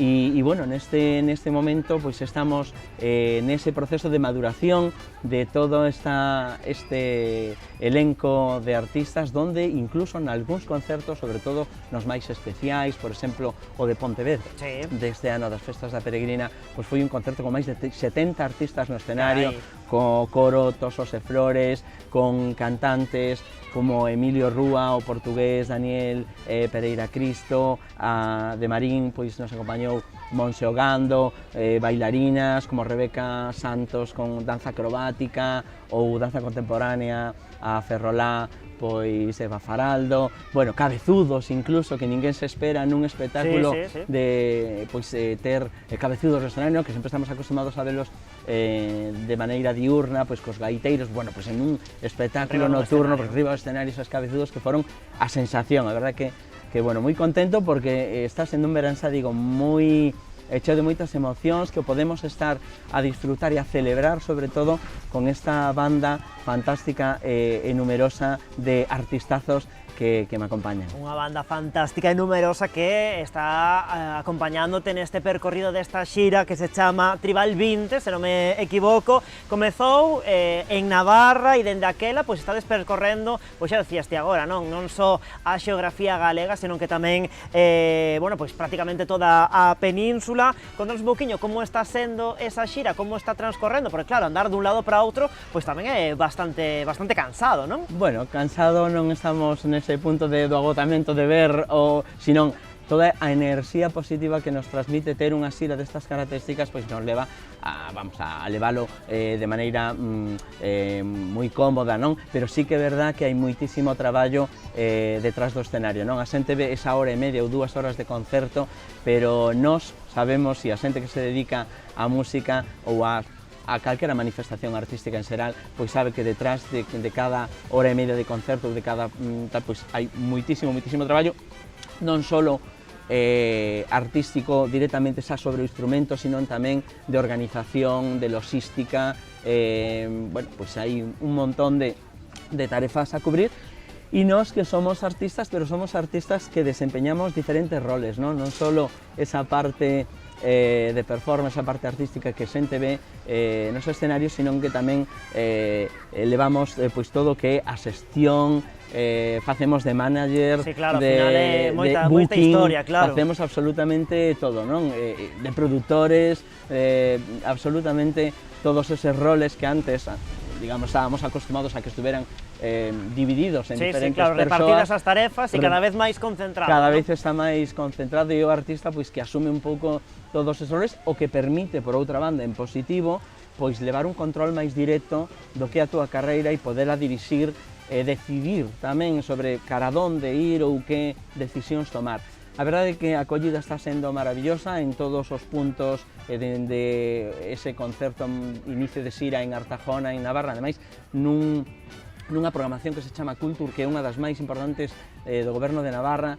Bueno, pois está sendo unha acollida moi, bueno, fantástica, e incluso temos unha cita, nada, dentro duns días aquí en Viana do Bolo, este vindeiro sábado que bueno, que estamos aí tamén xa preparando todo para que sexa un magnífico concerto. E nos queda aínda algunha cousiña máis. Seguir xirando por aí, non? Seguimos, sí, incluso, pois agora mesmo, despois disto, xa metidos en outubro, temos un concerto que para nós é moi desexado, que é o do Pilar Folk, en plenas festas do Pilar, na Plaza do Pilar, en Zaragoza. Pois vamos a formar parte dese cartelazo do Pilar Folk, e, bueno, pois é un orgullo tamén poder levar a nosa música, a música Galicia, facer un pouco tamén de embaixadores da nosa terra, pois en Aragón e en outros puntos. Unha terra ademais con tantísimo folclore como pode ser, non, o caso de Aragón. Mira, todos os concertos, poño que claro, por suposto, dando sempre todo o equipo, non, o máximo posible, o 100%, todos son de algún xeito especiais, como nos comentabas agora, ese concerto inicial en Navarra, pero claro, xa nos falaste agora dese concerto nas festas da Peregrina en Pontevedra, tamén neste verán tocando na túa terra, no Concello de Poio, claro. Todos son especiais, pero se cadra ese das Peregrinas en Pontevedra e o concerto de Poio non foron un chisquiño máis especiais, non? Pois sí, sobre todo de San Salvador de Poio foi moi emotivo. Especiais son todos, non? Porque nos vamos con todas as ganas e a mellor enerxía a todos os concertos, todos son importantes, pero sí que o de Poio era casi como unha débeda histórica, porque non tuveramos oportunidade de levar o espectáculo a parroquia que me viu nacer artísticamente, donde eu me empecé a formar en 1984, máis ou menos, no grupo Treboada, en Poio, pois con todos os meus veciños, donde estudiei, donde os meus primeiros estudios, non? Despois fora, en Pontevedra e máis tarde en outros lugares, pero quero dicir que foi emotivo, sobre todo, poder recordar na mesma praza donde actuara por última vez, podo che dicir, en 1988. O sea, que xa choveu. Sí. Entonces, que a verdade que foi moi especial e sobre todo por esa emoción de estar rodeado de familia, de amigos, de persoas ben queridas e bueno, a verdade que quedei moi contento porque funcionou moi ben, todo o mundo quedou moi contento da experiencia e bueno, espero que podamos ter oportunidade de volver tanto a San Salvador como a outras parroquias do meu municipio natal que é Poio. Bueno, e dentro deses concertos, logo pregúntoche, por certo, por eses inicios coa música no Concello de Poio, pero queríache seguir falando, non, deses concertos que estades a celebrar agora nesta xira e un poquinho, pois, como definirías, non, para aquela xente que se cadra aínda non coñece a túa música, que non coñece o teu proxecto, que nunca se chegou a un concerto en directo, que vai a topar ese público que non te coñece, que vai a topar nesas actuacións? Bueno, para a xente que non me coñece, o primeiro, animalos a que tecleen un pouquiño en internet Óscar Ibáñez ou Óscar Ibáñez Tribo, que vesen un pouquiño as nosas redes, porque teñen información de primeiras, pero bueno, un pouco por definir o que facemos, nos facemos música tradicional, e sobre todo un punto que me parece moi importante, sí que tratamos de traela á actualidade, porque somos músicos do noso tempo, pero con este matiz, e isto sí que é verdadeiramente importante, de música orgánica. E dirás ti, bueno, isto que significa? Que significa iso? Claro, porque música orgánica, bueno, é un termo así un pouco tal, bueno, pois temos que diferenciar que neste momento pois estamos a vivir un momento do folk donde se achegan as raíces e os artistas achegan esa música tradicional pois a bases rítmicas, a todo como máis sintético, non? Programacións, un pouco máis discotequeras, non? Por así decirlo. Ese ritmiño que lle metemos de fondo, non? A veces. E sobre todo espectáculos que non son 100% directo. Claro. Entonces, que en ese sentido eu non estou non quero poñer en valor ni si mellor nin peor, non, simplemente estou diferenciando música máis sintética, que pode ter igualmente a raíz é necesaria, non? Para que sigamos facendo música, non? Ten o seu público e é importante que haxa outro tipo de manifestacións, pero nós simplemente matizar que nos posicionamos, por así decirlo, en facer música 100% directo, orgánica. Que quere dicir isto? Pois que todo o que está sonando en directo, todo se está a facer no escenario. Hai cero programacións, cero axuda de ordenadores, nin disparadores de efectos, claro. Todo se fai 100% en directo e por eso que temos que levar unha banda tan numerosa. Claro. E neste momento, se me permites, que falei así de convidados que nos acompañaron en algún concerto, pois me gustaría nomear un pouquiño rapidamente os músicos que me acompañan dende máis tempo, que son os músicos principais da banda, non? Susi Iglesias, acordeón, Harry, o violín, que tamén ás veces compaxinamos con Paula Gómez, Paco Dicento baixo, Leandro del Tela a batería e percusións, nos acompaña Teresa Gómez coa zanfona, Carla Villanueva co xilófono e os gaiteiros da banda de gaita Suevia, que tamén son moi importantes, que ademais dirixe o mestre Xosé Romero, que é un descendente dos gaiteiros de Asados, dos Rosales de Asados, que foron grandísimos referentes para min na miña infancia, e poder que o mestre Xosé Romero hoxe me acompañe formando parte do meu equipo, pois é un orgullo que inimaginable, non? O sea, que eu estou moi contento e quero poñer en valor, bueno, pois a xente, digamos que vai o meu nome por diante, pero realmente chegamos ata aquí tamén grazas a todos estes magníficos artistazos que me acompañan. Agora que nos falabas desa música orgánica, claro, quería te preguntar un poquinho polas fontes, non? Das que bebedes, músicos que traballades coa nosa tradición, co noso folclore, como é o teu caso, non sei como vestí, non sei se crees que a nosa tradición casa ben con determinadas fusións, se poden convivir pero por separado, ou se tamén hai lugar a puntos de encontro? Bueno, pois eu penso que temos na discografía galega pois moitos exemplos donde aquelo que era inimaginable ao final pudo facerse real, non?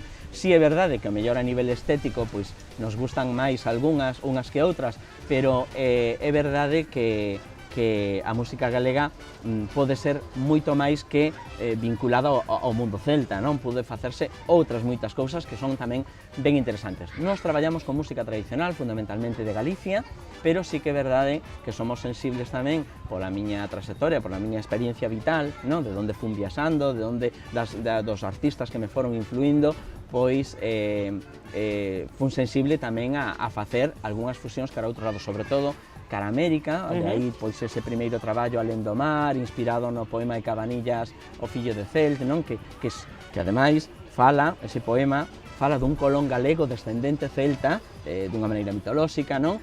Que ten esa finalidade de irmandar ese colón de pollo, ese colón de pollo. Claro, dicir eu, claro, hai que meter aí a cuña de que colón era de pollo. Claro, completamente, aí está tamén, e por eso utilicei ese poema, que ten esa función de irmandar bello e novo mundo, non? En busca ou na procura de novos irmáns.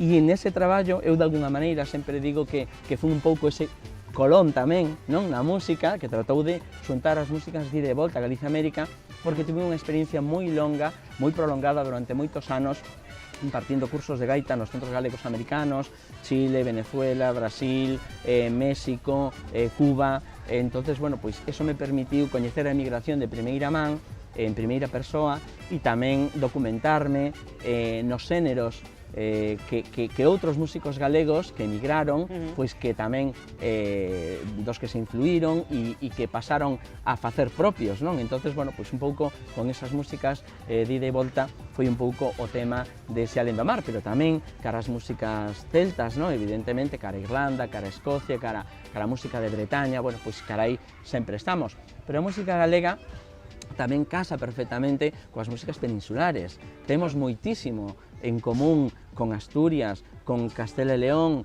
con Portugal, sobre todo, con todo, bueno, a verdade é que atopamos incluso repertorios que incluso na música da tradición de gaita galega, pero tamén a veces en latitudes que son inesperadas. Por exemplo, en Cataluña atopamos esa muñeira de Monterrey que nos tocamos, ou que aquí denominamos esa muñeira de Monterrey, e en Cataluña tamén forma parte do repertorio de gaita e estamos na outra punta, non? E ademais con gaitas que non teñen absolutamente nada que ver. A gaita de Cataluña, ese sac de Gimex, ten máis que ver coas gaitas mediterráneas, son totalmente diferentes, son completamente distintas, e as nosas gaitas, as gaitas do norte da península teñen máis que ver ou máis irmandade pois cara o arco atlántico, non? Cada as gaitas do arco atlántico. Pero bueno, quero dicir que nese sentido sí que non hai ni unhas fusións ni mellor nin peor, hai diferentes propostas, e logo, bueno, pues están os gustos particulares que nos poden gustar máis cara a un lado cara a outro, pero sí que é verdade que temos exemplos na actualidade donde se ve claramente que a música galega xa non ten fronteiras, non hai uns horizontes definidos, ni hai que marcala nun cadro moi restringido, sino totalmente o contrario, está sendo permeable para poder facer novas fusións e novos traballos que non imaginábamos noutro momento. Bueno, falabas agora non de formación, de transmisión da nosa música, da nosa cultura. Outra parte moi importante, como non, é a investigación, a recuperación, facer que non se perda no futuro, para a continuidade da nosa música, do noso folclore, da nosa cultura. Cara, onde crees que debemos seguir traballando? Bueno, eu penso que estamos nun bon momento onde a música tradicional ten unha saúde forte, temos artistas, é importantísimo que as artistas, porque son referentes para futuros profesionais da música, temos canteira de escolas, hai escolas, pero sí que é importante insistir, que non nos relaxemos en que xa está todo feito. As institucións deben se comprometer máis para que a nosa cultura, os grupos de baile, os grupos de gaita, a música tradicional en calquera das súas manifestacións, que marcar canles, camiños claros para que incluso poda haber vías de profesionalización que sexan máis doadas das que tuvemos que vivir outros abrindo camiños, non? Entonces, creo, nese sentido, sí que goza dunha saúde forte, estamos nun bon momento, hai moitísima xente dedicada á música e ao baile, pero non debemos relaxarnos, debemos seguir, sobre todo, insistindo na xente nova, na xente máis nova, porque son o futuro. Claro. Na miña época, nos 80, 90, todos os rapaces, era moi normal ver que os grupos de baile, de gaita, estaban cheos de rapazada. Como costa agora, verdade, que se vayan metendo, hai tantas actividades, que si ballet, que si non sei que si non sei canto, que queda un poquinho clases de gaita, de baile galego, que xa non se meten os nenos e as nenas niso, verdade? Acabas de dar na clave, non? Na nosa época, pois tiñamos menos opcións e o mellor acabábamos todos ali, a unos gustaba máis, outros les gustaba menos, pero iban igual, pero ao final eso serviu de camiño. Sí que agora hai tantas opcións, e sobre todo opcións máis lúdicas e máis doadas. Claro, sí, a música é sacrificada, os ensaios a nivel de danza tamén son sacrificados, e a veces non ves a finalidade, cando eres moi novo non ves para que tanto esforzo, non? Claro. Entonces, sí que hai que insistir nese camiño. Neste momento, falando con profesionais, compañeiros que se dedican tamén á docencia, estamos vendo donde cando na nosa época éramos todos rapaces os que nos enchíamos estas actividades, hoxe estamos vendo con que a idade media subiu. É dicir, donde é máis normal que vayan ás clases ou que enchan estas actividades xente un pouco máis maior, donde a cativada está elixindo prioritariamente outras opcións distintas á música e ao baile tradicional, con excepcións, evidentemente, hai núcleos de excepción sempre. Pero entonces, por eso, justamente aí donde as institucións deben fomentar, deben facilitar eses camiños, porque os que veñan son o futuro. Nós xa estamos aquí, pero é importantísimo que veña xente nova para que dar continuidade, non? Agora que falábamos desa toma de decisións, do fomento, non, da nosa cultura, o ano 2025, ano que ven, a Real Academia Galega decidiu que se adique o ano ao Día das Letras Galegas ao cancioneiro popular galego. Que che parece esa medida precisamente neste camiño? Pois a mí me parece moi ben, porque eso vai a ser unha liña de difusión e poñer novamente sobre a mesa, poñer en valor a nosa tradición, a nosa cultura, non? E a poesía, que aínda que tradicional ou popular, que ten grandísimo valor literario, non? Entón, bueno, sí que é verdad que saliron algunhas voces de profesionais da literatura, de escritores, ao mellor, que contrarios a esta decisión da Real Academia Galega, quizáis porque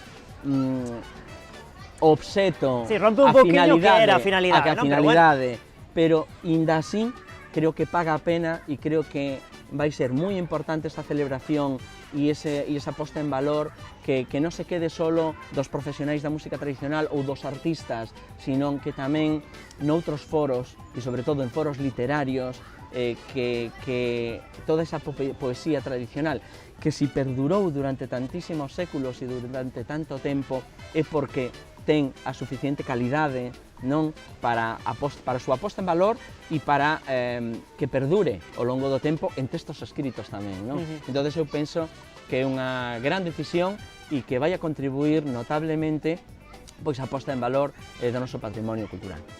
Bueno, viñeches aquí moi ben acompañado dunha frauta, eu que non teño moito coñecemento musical, pois non sei se é unha frauta de que estilo, unha frauta tradicional galega, aí xa me pillas totalmente. Este é un whistle, é unha frauta orixinal de Irlanda, de madeira de buxo, que é unha madeira galega, pero feito en Cantabria. Que internacional todo, non? Entón, por un artesán, David López, que é un artesán maravilloso e que bueno, pois é unha frautiña que quisen traer a esta entrevista pois para, bueno, pois tocarvos algunha cousiña e tamén facer un chamamento a través da música aos ouvintes para que veñan a vernos a futuros concertos. Bueno, pois se che parece hai un exemplo de un minutiño pois co que ti nos queiras sorprender. Pois vamos con unha sotiña navarra. Veña. Xa que empezamos a xira en Artazona, pois vamos con unha sotiña navarra que ademais nos acompaña dende os comenzos alá por 2004, neses comenzos de orixen da tribo. Perfecto, pois cando queiras todo teu.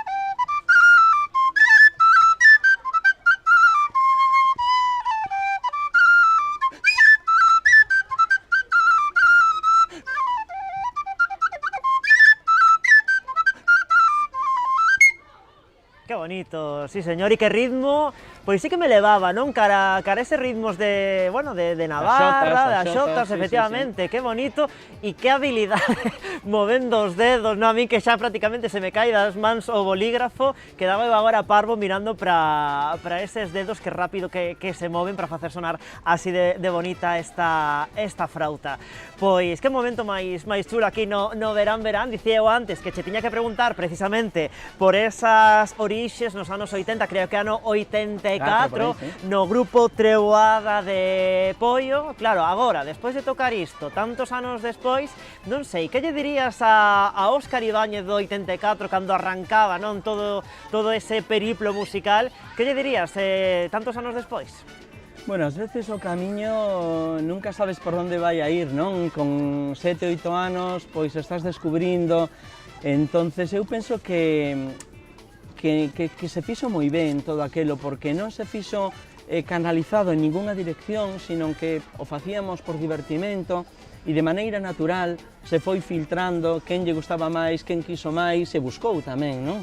Entonces, bueno, aquel Óscar de 1984 que bailaba, que tocaba, que era curioso, non? Por eso incluso cantei, toquei a pandeireta, bueno, estaba un pouco metido en todo, gustábame a música e o baile en xeral, pois bueno, era un neno curioso e bueno, eu penso que simplemente animalo que continuara, non? Que continuara tendo curiosidade. Eu penso que esa curiosidade é a que me levou pois a buscar camiños para darlle continuidade a aquel fervor todo que tiña no interior. Foi en Treboada, en Poio, onde comecei, de aí pasei a Agrupación Folclórica Celme de Pontevedra, coa que xa con 13 anos pois estaba viaxando por toda Europa en festivais nacionais e internacionais de folclore, aí me empapei de gaiteiros irlandeses, escoceses, búlgaros, bueno, foi toda unha ventana, unha fiestra ao mundo, o mundo da gaita universal, non?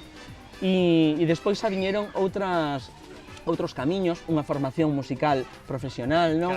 A universidade, o conservatorio, a relación de colaboración coa Secretaría Xeral da Emigración que me permitiu viaxar por todo o mundo, pero sobre todo cara aos centros galegos americanos, que me abriu un camiño tamén cara a emigración, pero cara a América, non? Entonces, bueno, pois a verdade é que hubo moitos mundos, moitas direccións que fun tomando e que eu penso que a característica que une ou de onde emerxen ou que onde agroman todas esas direccións foi a curiosidade, tamén a investigación, publicar traballos sobre gaiteiros, sobre repertorios e sobre todo pois ser comprometido co repertorio propio de Pollo, coas gaitas das marxes do Lérez, que son esas gaitas tombal con ronquillo que podemos facer soar con unha réplica que me fixo Pablo Carpintero da gaita original de Perfecto Feijóo que está no Museo de Pontevedra, a gaita de 1883 que fixo pois Manuel Villanueva, non ese referente máximo semestre gaiteiro de Pollo que recompilou Perfecto Feijóo, recompilou Castro San Pedro e de onde do seu repertorio saliu ese maravilloso cancioneiro musical de Galicia de Castro San Pedro que publicou o mestre Figueira Valverde en 1942. Quero dicir que a curiosidade foi quizáis o elemento común a todas esas direccións que fun tomando. Entonces,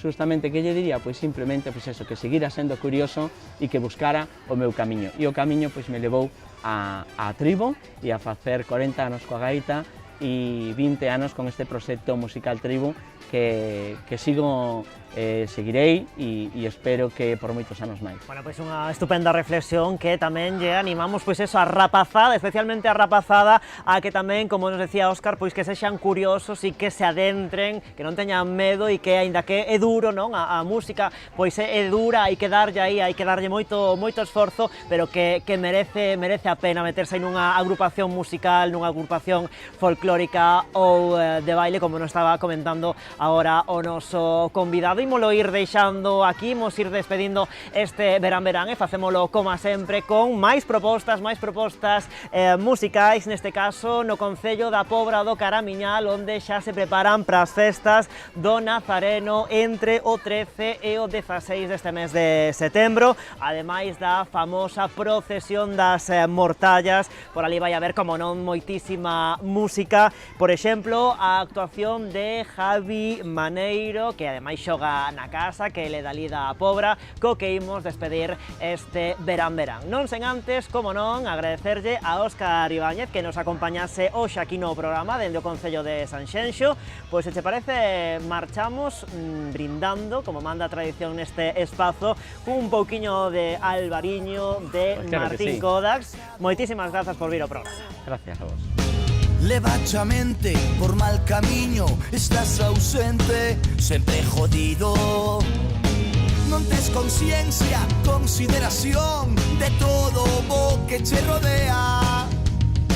Tesme a min, olvidado corazón, esperando coller carretera. Un bonito despertar, un bonito despertar. Non todo vai ser orgullo, a paciencia prima irmá da desesperación. Estar en paz, compartir las emocións, perdonar, avanzar cara ao futuro. Escapar das malas vibracións, rodearse dos que están nos malos trajos. Emborracharse de vida e soledad, darle ao corpo unha alegría. Un bonito despertar, un bonito despertar. No camiño da razón, non se deixan querer. Cabeza e corazón xa non son amantes. Morrer ou renacer nesta guerra interior. Si teño que elegir, sempre triunfa o amor, sempre triunfa o amor. Un bonito despertar.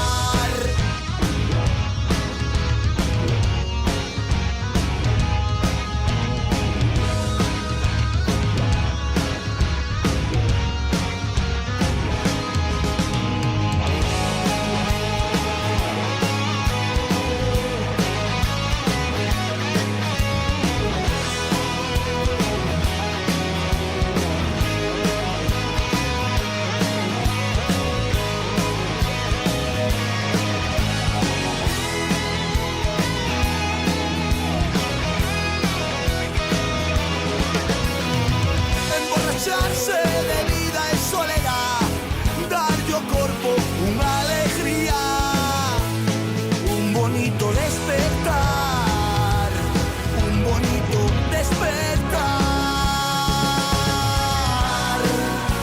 No camiño da razón non se deixan querer, cabeza e corazón xa non son amantes, morrer ou renacer nesta guerra interior. Si teño que elegir, sempre triunfa o amor, sempre triunfa o amor, un bonito despertar. Dende Sanxenxo e para toda Galicia, Verán, Verán. Co patrocinio de Adegas Martín Kodax, Camping Ría de Arosa e Concello de Sanxenxo.